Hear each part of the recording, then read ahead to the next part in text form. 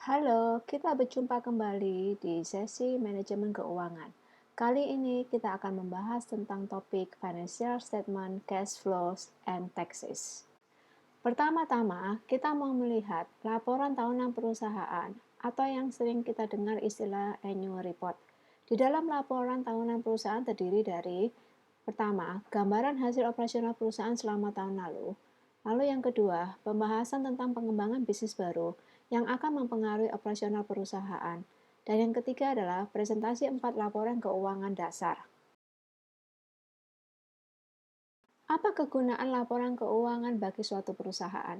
Laporan keuangan berguna untuk melaporkan apa yang terjadi atas aset, laba, dividen, dan arus kas selama beberapa tahun terakhir. Ada 4 laporan keuangan dasar yang secara umum ada di dalam laporan tahunan. Yang pertama adalah the balance sheet atau yang kita kenal dengan istilah neraca. Yang kedua adalah income statement atau laporan laba rugi. Lalu yang ketiga adalah the statement of stockholders equity atau laporan perubahan modal. Dan yang terakhir adalah the statement of cash flows atau laporan arus kas. Kita akan melihat laporan keuangan yang pertama yaitu neraca. Neraca menampilkan snapshots atau posisi keuangan di hari terakhir setiap tahun. Neraca terbagi dalam dua bagian. Bagian pertama adalah daftar aset, adalah apa yang dimiliki perusahaan. Disusun berdasarkan liquidity atau periode waktu yang dibutuhkan untuk mengkonversikan kas pada nilai pasar wajar. Sisi yang lain adalah daftar klaim dari beberapa kelompok atas nilai perusahaan. Disusun dalam urutan mana yang harus dibayarkan terlebih dahulu. Stockholders atau ekuitas muncul yang terakhir. Hal tersebut dikarenakan adanya dua alasan. Yang pertama, hak mereka mewakili kepemilikan atau ekuitas dan tidak harus dibayarkan semuanya. Lalu poin yang kedua, mereka memiliki nilai sisa, yaitu bahwa mereka dapat menerima pembayaran setelah kewajiban pihak yang lain telah dibayarkan. Seperti yang kita lihat di layar saat ini adalah contoh neraca PT ABC yang berakhir pada tanggal 31 Desember. Neraca PT ABC terbagi dalam dua bagian. Bagian pertama adalah aset, bagian kedua adalah liabilities dan owner equity. Di kolom aset, kita melihat ada yang namanya current asset, fixed atau long term assets, dan yang lain adalah other asset. Lalu di kolom liabilities and owners equity, ada bagian dari current liabilities, long term liabilities, dan owners equity. Jika kita memperhatikan di kolom aset, current asset itu adalah aset lancar, di mana usia dari aset ini umumnya adalah kurang dari 1 tahun. Sedangkan fixed atau long term assets itu adalah aset yang berusia lebih dari 1 tahun. Sedangkan untuk current liabilities itu adalah kewajiban di bawah 1 tahun. Artinya apa? Ini adalah hutang-hutang jangka pendek. Sedangkan long term liabilities itu adalah hutang yang sifatnya jangka panjang. Lalu satu poin yang harus kita perhatikan adalah bahwa nilai dari total aset itu harus sama dengan nilai total liabilities dan owner's equity.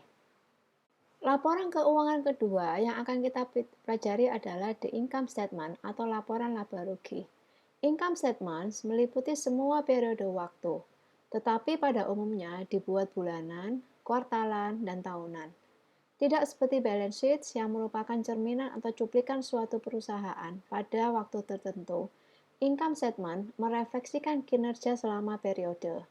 EBITDA didapatkan dari pengurangan biaya operasional atau operating cost dari penjualan bersih sebelum depresiasi dan amortisasi.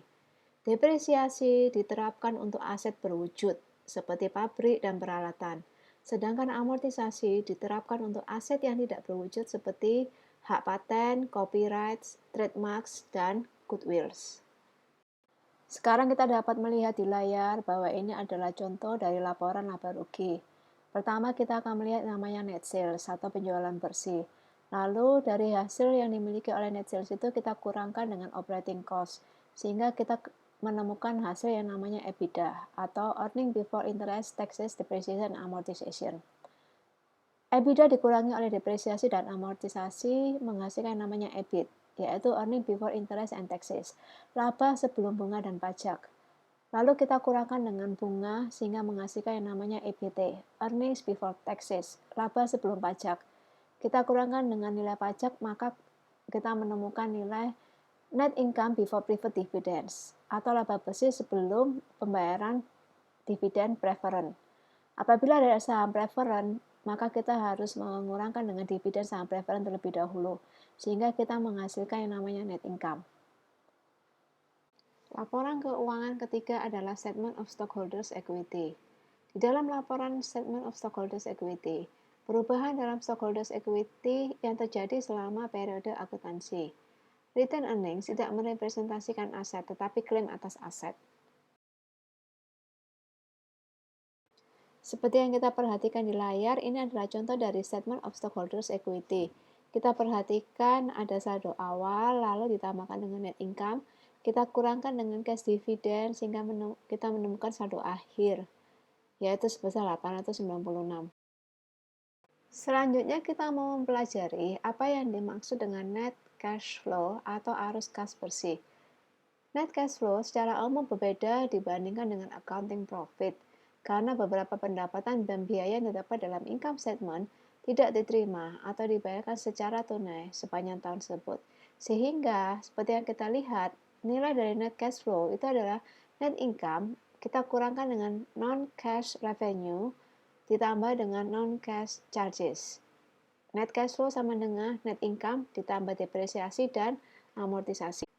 Laporan keuangan yang terakhir yang akan kita pelajari adalah Statement of Cash Flows atau laporan arus kas. Posisi kas yang dilaporkan di dalam balance sheet itu merupakan saldo akhir di dalam Statement of Cash Flows, di mana pergerakan arus kas yang terjadi di dalam Statement of Cash Flows tersebut dipengaruhi oleh beberapa faktor. Yang pertama adalah net income sebelum preferred dividends. Net income yang positif akan menambah kas di bank. Lalu faktor yang kedua adalah non-cash adjustments atas net income. Hal ini perlu dilakukan untuk menyesuaikan net income untuk merefleksikan non-cash revenues dan expenses, seperti depresiasi dan deferred taxes. Lalu faktor yang ketiga adalah changes in working capital. Meningkatnya current asset selain kas, seperti inventories dan account receivable akan mengurangi kas, sedangkan penurunan untuk akun-akun tersebut akan meningkatkan kas. Lalu faktor yang keempat adalah investment. Jika suatu perusahaan berinvestasi dalam fixed asset atau short-term financial investments, hal ini akan mengurangi posisi kasnya. Lalu faktor yang kelima adalah security transactions dan dividend payments. Jika perusahaan mengeluarkan saham atau obligasi sepanjang tahun, dana yang dihasilkan akan meningkatkan posisi kas.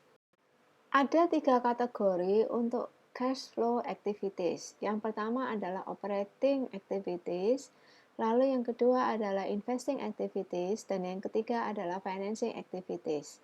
Operating activities itu meliputi net income, depreciation, perubahan di dalam current asset dan liabilities selain kas, short-term investment, dan short-term debt. Sedangkan yang di dalam investing activities meliputi investment dalam penjualan fixed assets dan short-term financial investments. Untuk financing activities meliputi peningkatan kas dengan menerbitkan hutang jangka pendek, hutang jangka panjang, atau saham. Juga karena pembayaran dividen, stock repurchases, dan pembayaran pokok pinjaman atas hutang yang mengurangi kas perusahaan.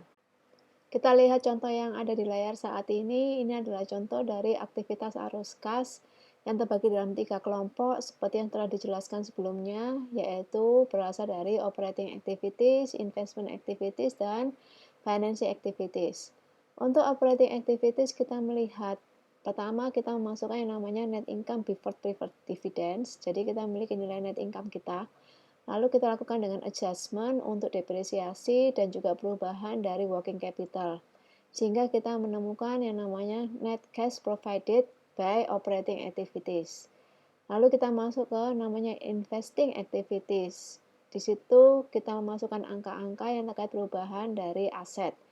Setelah itu kita memasukkan transaksi yang ada di dalam financing activities. Terjadi yang namanya increase in notes payable, increase in bonds outstanding, itu adalah penambahan modal yang dapat meningkatkan nilai kas dari perusahaan. Lalu setelah kita menemukan ketiga kategori ini, kita akan menjumlahkan semuanya sehingga kita akan melihat ada angka cash at end of year. Angka cash at end of year itu yang akan kita masukkan ke dalam neraca kita. Selanjutnya kita akan melihat bagaimana kita melakukan perhitungan free cash flows atau arus kas bebas yang dimiliki oleh suatu perusahaan. FCF atau free cash flow itu didapat dari net operating profit after tax dikurangi dengan net investment in operating capital. Seperti yang kita perhatikan bersama saat ini, net operating profit after taxes didapatkan dari earning before interest and taxes atau EBIT kita kalikan dengan 1 minus tax rate. Lalu dari manakah kita dapatkan net investment in operating capital? Kita melihat kepada step 2 terlebih dahulu. Net operating working capital didapatkan dari operating current asset, kita kurangkan dengan operating current liabilities. Setelah kita menemukan net operating working capital, kita masuk ke step ketiga, yaitu net operating working capital kita tambahkan dengan operating long-term asset, sehingga kita menemukan total net operating capital. Lalu kita masuk ke tahap yang keempat, di mana total net operating capital this year kita kurangkan dengan total net operating capital last year, kita menemukan net investment in operating capital. Angka yang kita temukan di dalam saat kita menghitung net investment in operating capital dengan net operating profit after tax itu adalah angka yang kita peroleh yang kita namakan dengan free cash flow atau arus kas bebas. Kita akan mencoba mempelajari lebih lanjut apa yang dimaksud dengan net operating working capital.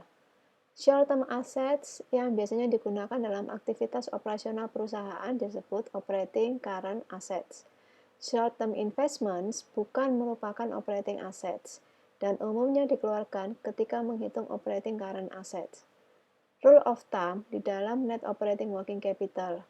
Jika sebuah aset membayar bunga, maka tidak dikelompokkan sebagai operating asset. Short-term liabilities disebut juga operating current liabilities. Tidak semua current liabilities adalah operating current liabilities. Contoh, notes payable untuk bank. Net operating working capital atau NOWC adalah operating current assets dikurangi operating current liabilities atau modal kerja atau working capital.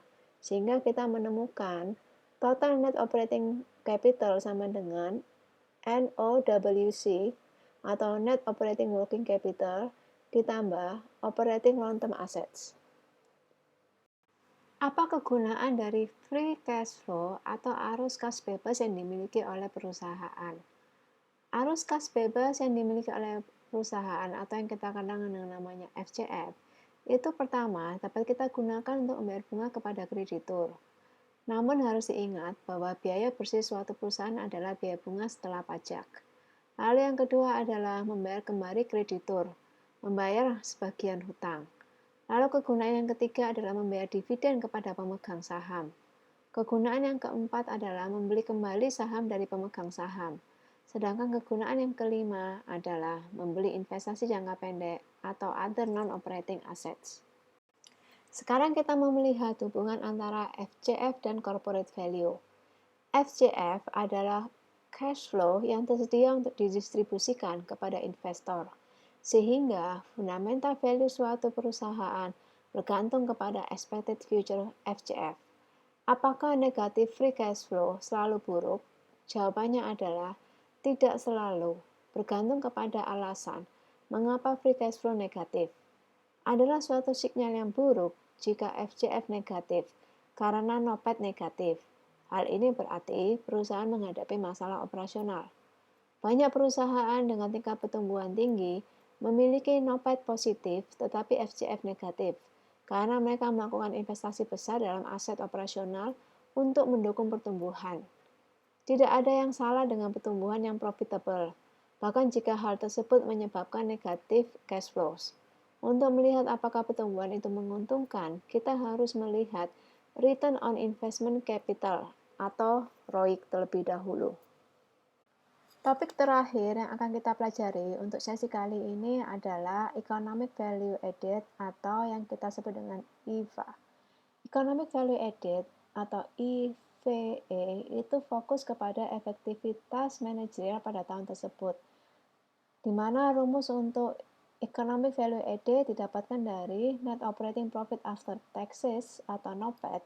Kita kurangkan dengan after tax dollar cost of capital used to support operations, sehingga kita menemukan EBIT dikali 1 minus tax rate, kita kurangkan dengan total net operating capital kali dengan WACC. Sedangkan perhitungan EVA dengan menggunakan ROIC adalah EVA sama dengan operating capital dikalikan ROIC kurangi WACC. Economic value added adalah estimasi yang sebenarnya dari profit ekonomis suatu usaha untuk tahun tersebut dan berbeda dengan laba akuntansi. EVA mewakili laba sisa atau residual income yang dimiliki setelah dikurangi dengan biaya semua modal, termasuk modal ekuitas. Laba akuntansi ditentukan tanpa memperhatikan beban dari modal ekuitas. Catatan bahwa ketika menghitung EVA, kita tidak menambahkan kembali depresiasi. Sekalipun bukan biaya tunai, depresiasi adalah biaya karena aset yang sudah habis dipakai harus diganti sehingga dikurangkan ketika menentukan laba bersih dan EVA. Demikianlah sesi ini telah berakhir, kita akan bertemu di sesi selanjutnya.